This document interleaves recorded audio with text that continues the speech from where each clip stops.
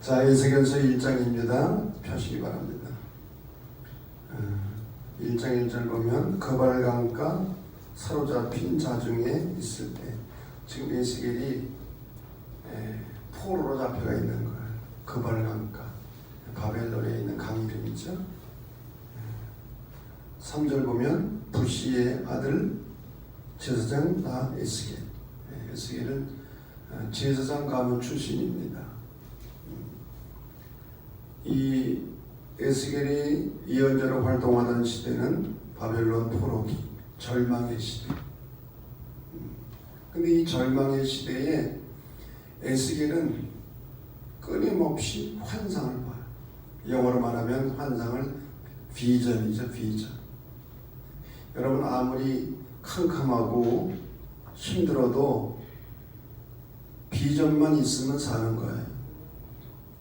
아멘 안 해도 그래.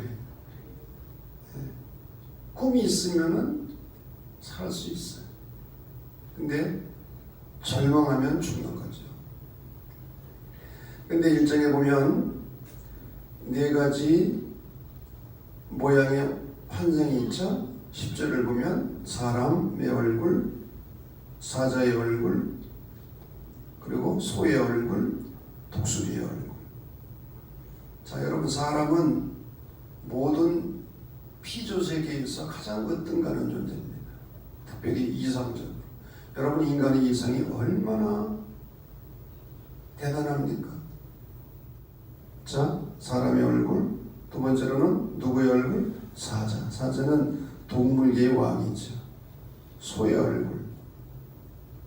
그리고 독수리의 얼굴. 이 4가지는 사복음서에서 예수님의 성품을 표현하는 그런 말들이기도 합니다. 다시 말하면 사자복음, 어떤 복음이죠? 마태복음입니다. 왕으로 오신 예수. 그래서 마태복음을 사자복음이라고 해요. 왕으로 오신 예수. 그럼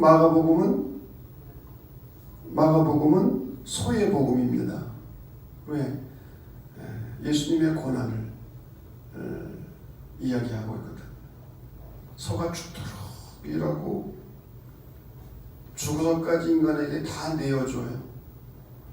뭐까지 먹어요? 사고라고 꼬랑지까지 다 먹어. 버릴 게 하나도 없어. 소는 자기를 다 내어주는 거예요. 종으로 오신 예수님.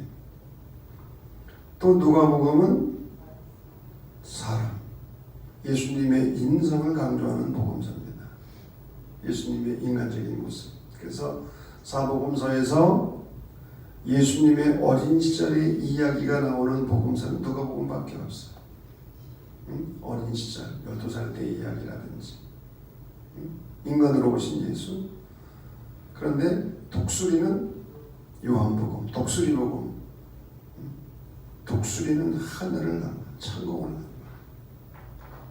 그래서 요한복음은 예수님의 인간적인 모습이 없어.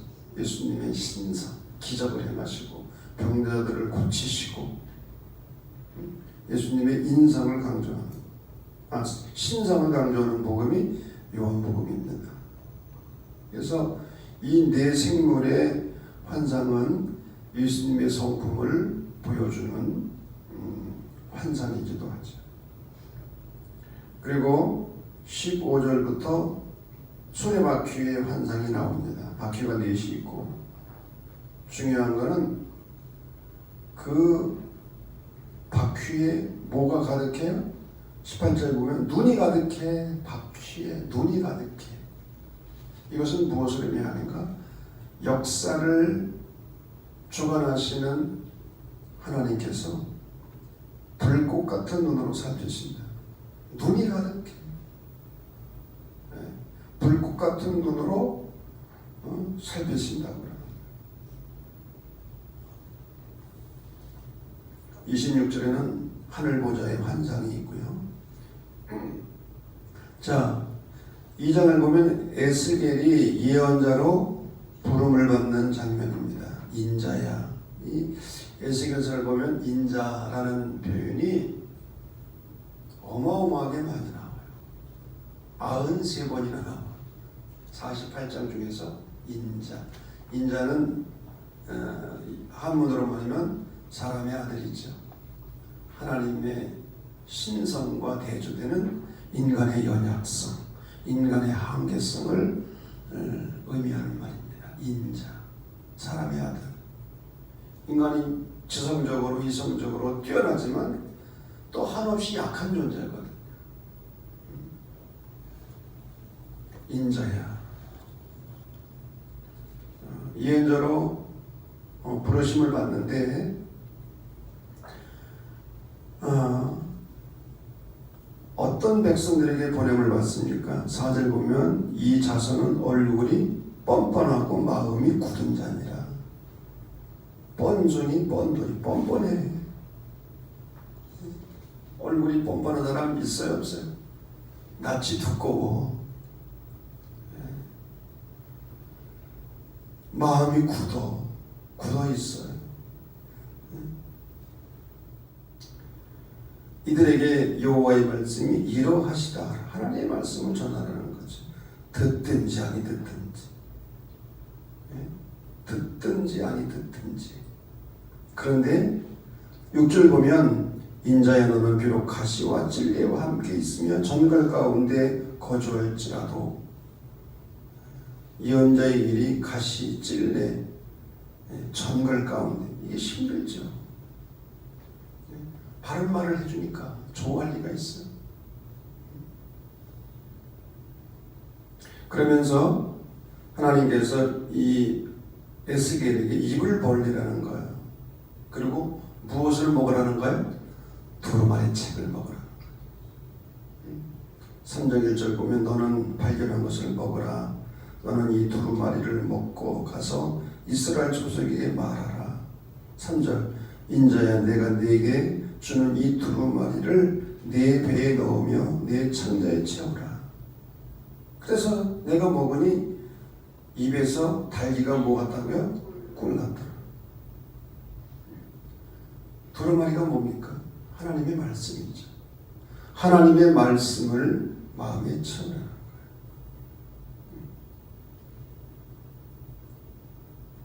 자동차를 선전하는 문구 가운데 이런 말이 있어요. 영어로 Driven by what's inside. 안에 있는 것에 의해서 움직인다. 사람도 속에 들어있는 것에 의해서 움직인다.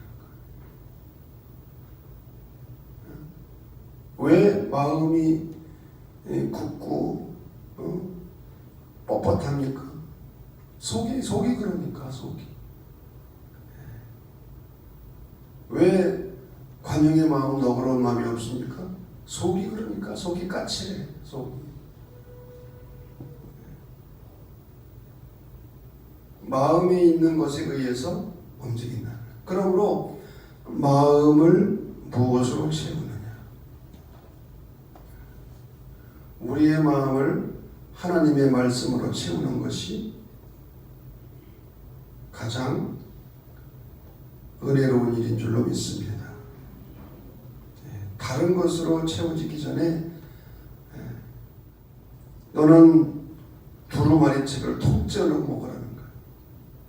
여러분 성경을 통째로 드시기를 바랍니다. 이게 우리가 성경을 좀 공부하는 거 아니에요? 성경을 3장 17절 보면 하나님께서 에스겔을 파수꾼으로 세우십니다. 인자야 내가 너를 이스라엘 족속에 파수꾼으로 세웠으니 넌 네 입의 말을 듣고 나를 대신하여 그들을 깨우치라. 여러분 파수꾼은 보초병이죠. 보초병이 하는 역할은 크게 둘입니다. 하나는 적군을 감시하고 지키는 것, 깨어서 지키는 것, 그리고 경고하는 것. 적군이 쳐들어왔으면 나팔을 불고 경고하는 거죠. 자, 4장을 보면 도판, 공성태 이런 상징들 이 뭡니까? 바벨론의 의해서 예루살렘이 공격을 받는다는 거예요. 에워싸움을 당하고. 너는 왼쪽으로 390일을 누워있고 오른쪽으로 40일을 누워있어라. 꼼짝하지 말고. 이게 뭐예요? 포로로 끌려간다는 거예요. 꼼짝 못하고 8절 보면 내가 줄로 너를 동이리니 내가 에워싸는 날이 끝나기까지 몸을 이리저리 돌리지 못하리라.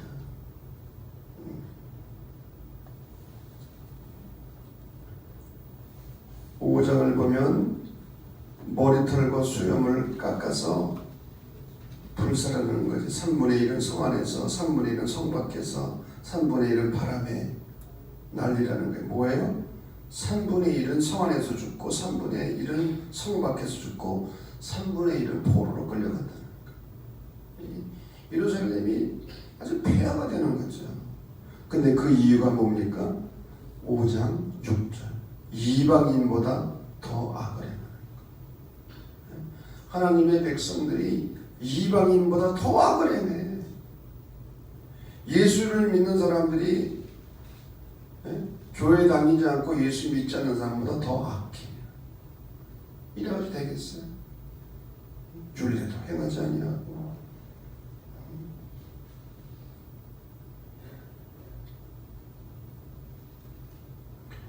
항상 문제가 되는 것은 우상숭배. 6장 9절을 보면 그들이 음란한 마음으로 나를 떠나고 음란한 눈으로 우상을 섬겨 나를 근심하게 한 것을 기억하고. 항상 우상숭배가 문제였어요. 그래서 8장을 보면 8장 14절 아니 성전에서 말이에요. 여인들이 앉아 단무스를 위해서 애곡한. 단무스는 뭐냐면 바벨론의 우상이에요. 하나님을 예배해야 될 성전에서 바벨론 우상을 섬기는 거예요. 장로들이 16절 보면 약 성전문 곧 현관과 제단 사이에서 약 25명이 여호와의 성전을 등지고 낯을 동쪽으로 향하여 동쪽 태양에게 예배드려. 태양을 신을 섬기는 거예요. 뭐 호랭교가라는 사교가 있잖아요. 어디 보고 해요? 소리를 뭐 주문을 외요? 동쪽을 보고 뭐 일본 바라보고 한다는 거죠. 그것도 하나님의 성전에서. 여러분 항상 우상 숭배가 문제인데 우상이 뭡니까? 하나님 외에 다른 신을 섬기는 게 우상이고 또 하나님의 자리에 올려놓는 그 무엇이 우상인 거죠. 하나님의 자리에 돈을 올려놓으면 그것이 우상이 되는 거고 명예와 쾌락을 올려놓으면 그것이 우상이 되는 거고 자식을 올려놓으면 그게 우상이 되는 거고.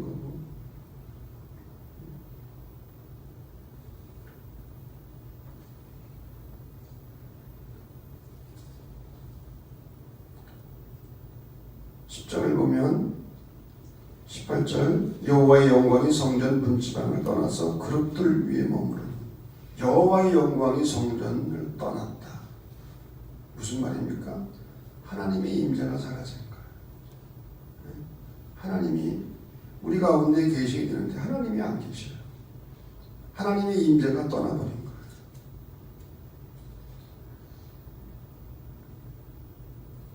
그런데 심판의 말 뒤에는 항상 회복의 말씀이 있어요. 회복의 약속. 그러니까 사는 거지.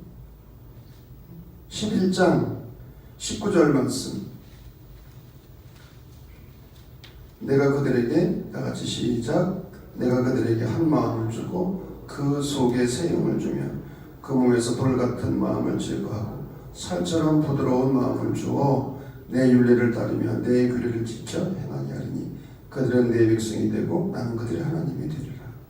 내가 그들에게 한 마음을 준다는 거예요. 영어로는 undivided heart. 그러니까 나눠지지 않는 마음. 마음이 나눠지는 거예요. 여러분. 악령이 하는 일은 마음을 나눠요. 그래서 마가복음 5장에 보면 거라사 광인에게 예수님이 질문하잖아요.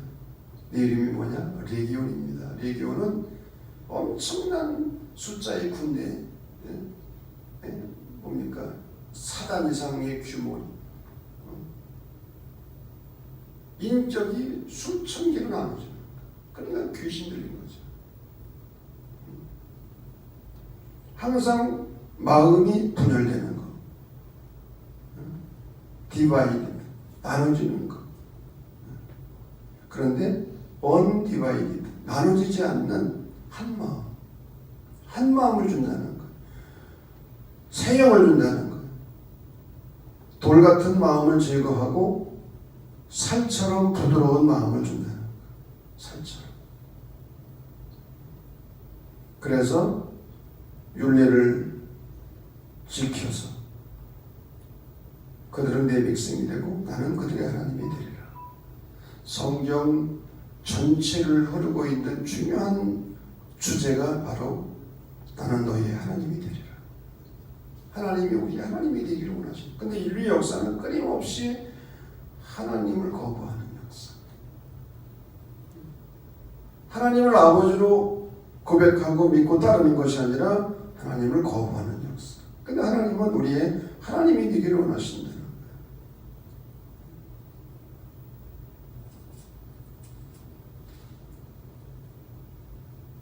14장 보면 14절 비록 노아, 다니엘, 욥 이 세 사람이 거기에 있을지라도 그들은 자기의 공의로 자기의 생명만 건지리라. 나 주여요. 그러니까 자기 믿음으로 구원받는 거지.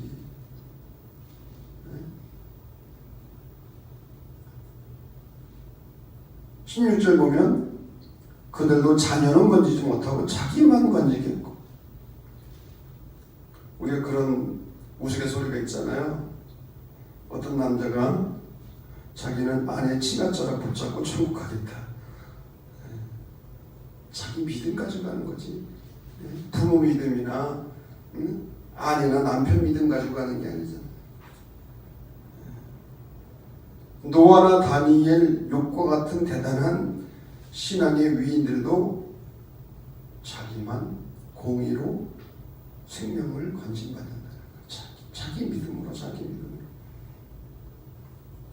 자, 16장에는 기가 막힌 이야기가 들어있죠. 그것도 하나의 상징입니다.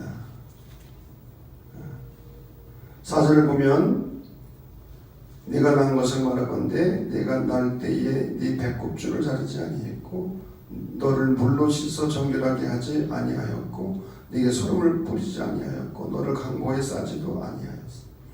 아무도 너를 돌보아 이 중에 한 가지라도 내게 행하여 너를 불쌍히 여긴 적 없었으므로 내가 나던 날에 네 몸이 천하게 여겨져 내가 들에 버려졌느냐.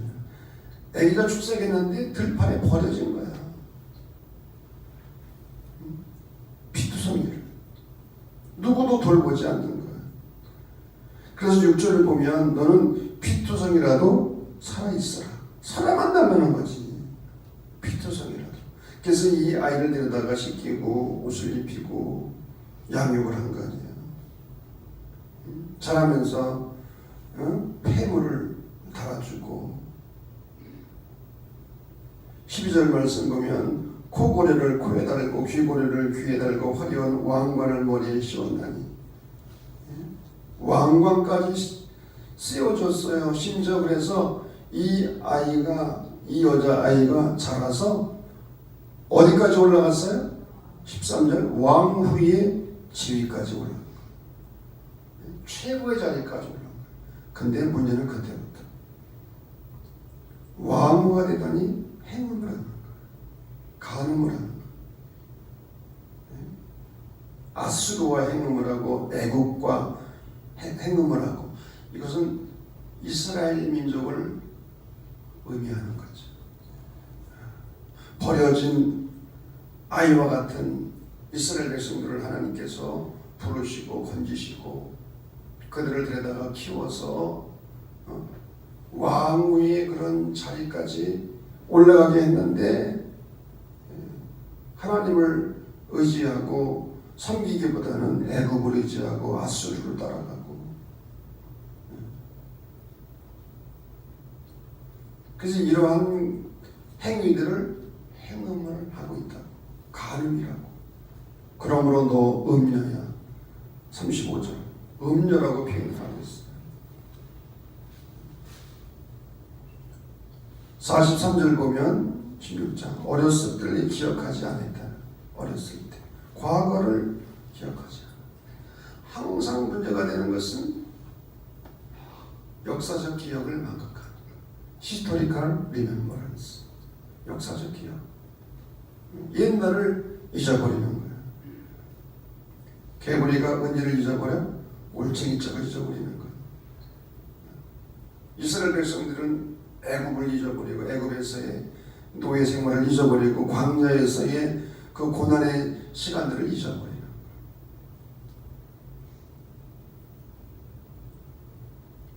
17절에 보면 독수리 또 포도나무의 비유가 나오는데, 여기서 독수리는 바벨론을 의미하죠. 바벨론.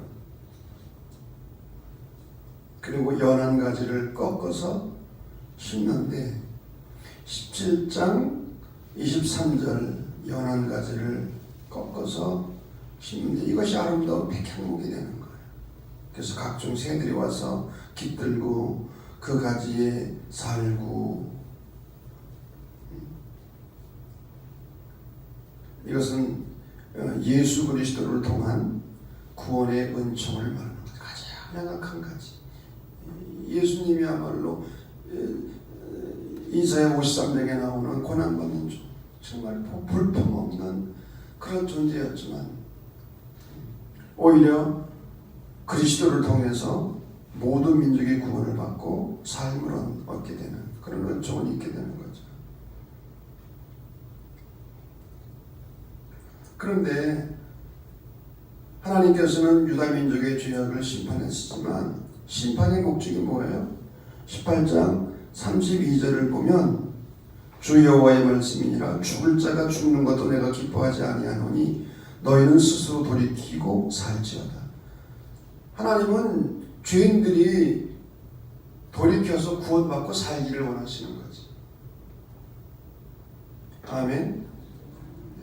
죄인들이 회개하고 돌아와서 살기를 원하시는 거예요. 그리고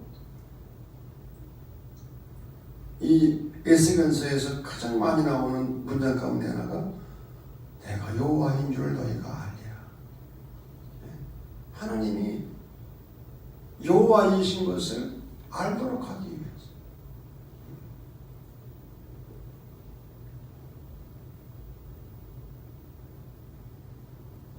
20장 26절 보세요. 나를 여호와인 줄을 알게 하려고 하였습니다. 여러분, 이 문장이 계속 반복해서 나와요.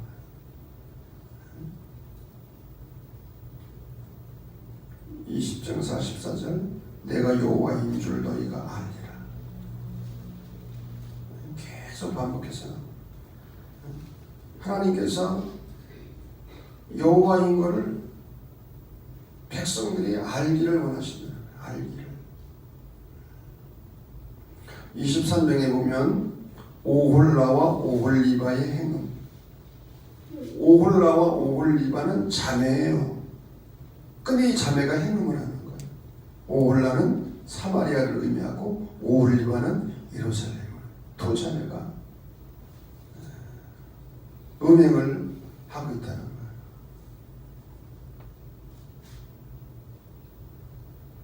그래서 하나님께서는 이 오홀라와 오홀리바를 심판하신다. 왜? 그 심판의 이유가 뭡니까? 내가 주 여호와인 줄을 너희가 알리라. 하나님이 여호와인 줄을 알도록 하기 위해서.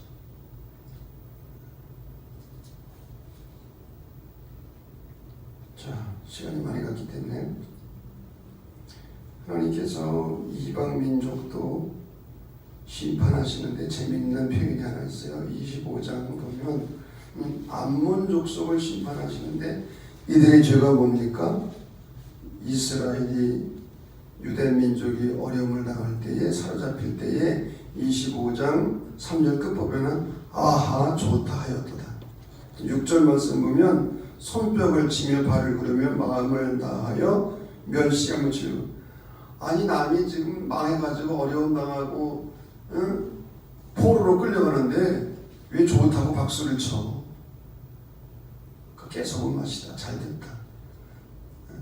그런 사람 있어요 없어요? 여러분 가운데 있다는 게 아니라 남이 안 되는 거 너무 좋아하지 말아요. 이게 그 얘기야 지금. 왜 하나님께서 암몬을 심판하시나? 유다 민족이 어려움을 당할 때 속으로 박수 쳤다는 거야. 좋다고. 좋다. 또 28장 보면 두로 왕이 받을 심판이 있는데 2절 보면 마음이 교만해 말하기를 나는 신이라 내가 하나님의 자리 곧 바다 가운데 앉아있도다. 자기가 하나님이래. 자기가. 이런 교만이 어디 있어? 자기가 하나님이래.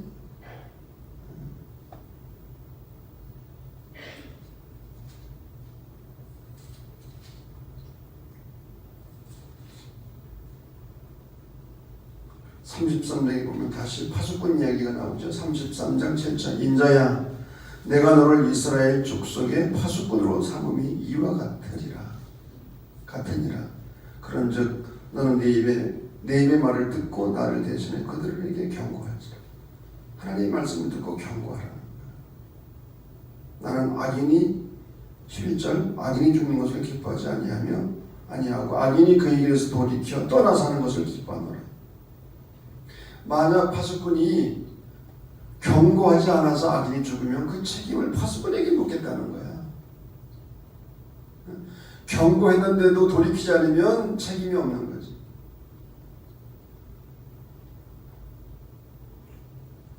다른 말로 바꿔볼 수 있죠. 전도하지 않아서 그 사람이 죽으면 책임을 물으시겠다는 거. 34장은 목사들이 읽어야 될 성경 구절에 특히 목자들이 양은 치지 아니하고 자기만 먹는 거야. 양들은 돌보지 아니하고. 목자가 말이야. 양들을 돌봐야 되는데. 그러나 이거는 첫째는 목사들이 읽어야 될 성경이지만 둘째로는 우리 속장이나 또 교회 임원들도 읽어야 돼. 왜? 돌봐야 될 양들이 있거든. 속도원들도 양들이고 돌봐야 될 양들이 있잖아요.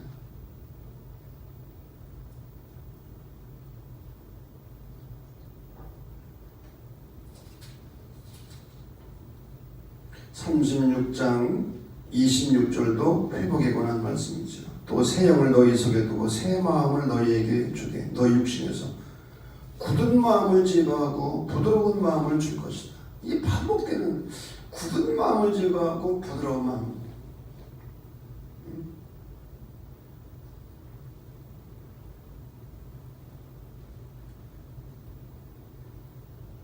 왜 마음이 이렇게 굳어? 차갑고 좀 부드러워야지. 우리가 나이를 먹을수록 신앙생활의 연조가 깊을수록 좀 남을 배려하는 좀 부드러운 마음이 있어야 되잖아요. 근데 이렇게 까칠한지 모르겠어요. 37장은 너무나 유명한 마른 뼈의 환상. 하나님께서 에스겔을 골짜기 이끌어 가시는데 가보니까 뼈들이 질비해 냉정하고. 바로 이 마른 뼈들은 누구를 상징한다고요?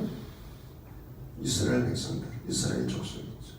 바벨론 포로가 되어서 절망 가운데 빠진 백성들을 의미하는데 이 마른 뼈들이 살아있는 군대가 되는 거예요. 무엇으로?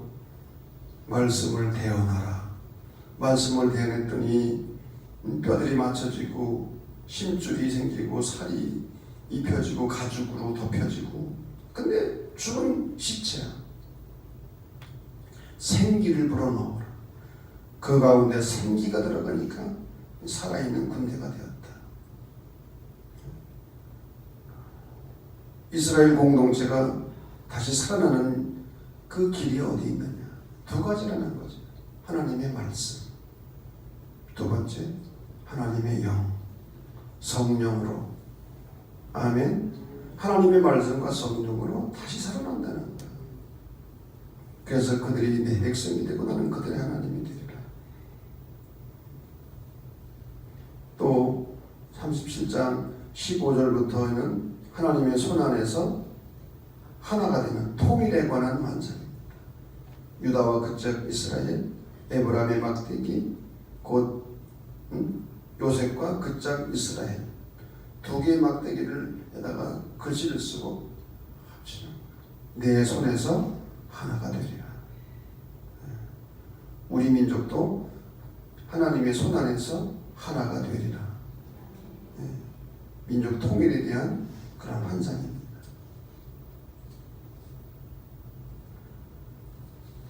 자, 쭉 넘기면요, 성전을 측량하는 이야기들이 나오고,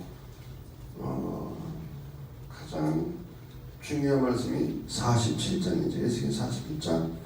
성전에서 물이 나오는, 성전 문지방 밑에서. 그래서 이 물이 스며 나오는데 측량해 보니까 발목에 올랐어. 발목까지. 무릎에, 허리에, 그리고는 헤엄칠만. 그래서 이거를 이렇게 해석하는 경우도 있습니다. 발목신앙, 무릎신앙, 허리신앙, 헤엄치는 신앙. 발목은 발목 가지고 교회만 왔다 갔다 하는 거예요. 교회만 왔다 갔다 하는 거예요. 예배만 보면 도망쳐.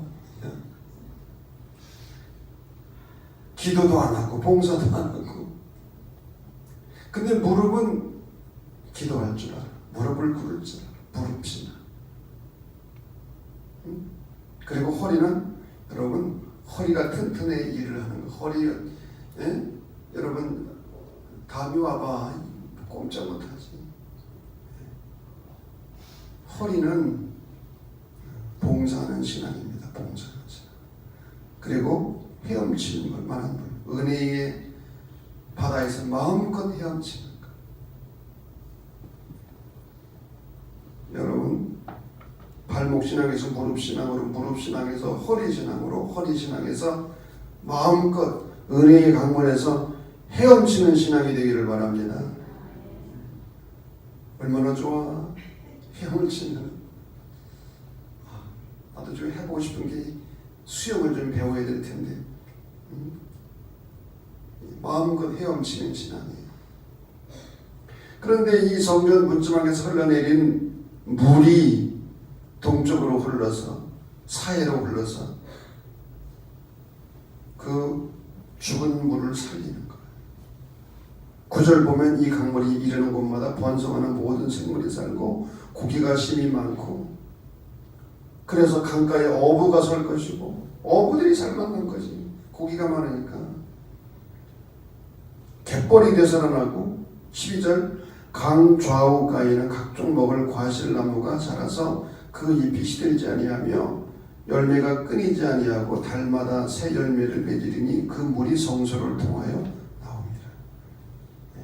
이 성소에서 물이 흘러서 죽은 것도 살리고 열매도 맺게 하고 치유의 기적도 일어나고. 아멘 안 해도 그렇다는 거예요. 오늘날 이 강단에서 하나님의 생명의 말씀이 흘러넘쳐서 이런 기적 같은 은혜가 우리 가운데 임하기를 간절히 바랍니다. 어떤 교회가 참교회냐? 종교개혁자 마틴 루터는 두 가지 얘기를 했어요. 강단에서 하나님의 말씀이 바르게 선포되는 곳이 참교회다. 두 번째, 성례절이 바르게 집행되는 곳이 교회다. 참교회다. 그리고 세 번째, 성도들이 마음껏 헌신하는 곳이 참교회다. 왜 세 번째 아멘이 줄어들어? 성도들이 마음껏 봉사하고 헌신하는 것.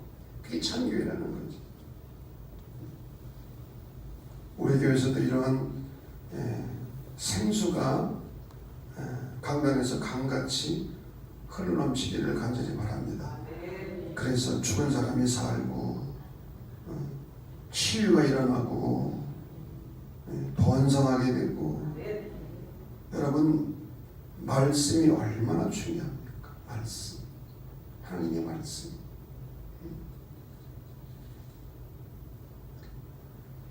자, 에스겔 마지막 끝절이죠. 48장 35절 여호와 삼마. 무슨 뜻이에요? 여호와께서 거기 계시다. 여호와 삼마. 하나님께서 예루살렘 성 안에 계시다는 거예요. 하나님께서 우리 안에 거하고 계시다는 거예요. 여호와 삼마의 은혜. 여호와의 영광이 떠나간다는 것은 하나님의 임재가 떠나가는 거예요. 그러면 정말 공허한 곳이 되는 거죠. 인간들끼리 모여서 아무리 즐거워하고 먹고 마시고 놀아도 하나님이 안 계신데 무슨 의미가 있습니까? 자, 에스겔서 여러분 다시 한번 쭉 나름대로 읽어오시기를 바라고, 다음 주에는 TBC 교재를 가지고 신학적인 이야기를 조금 더 나누도록 그렇게 하겠습니다.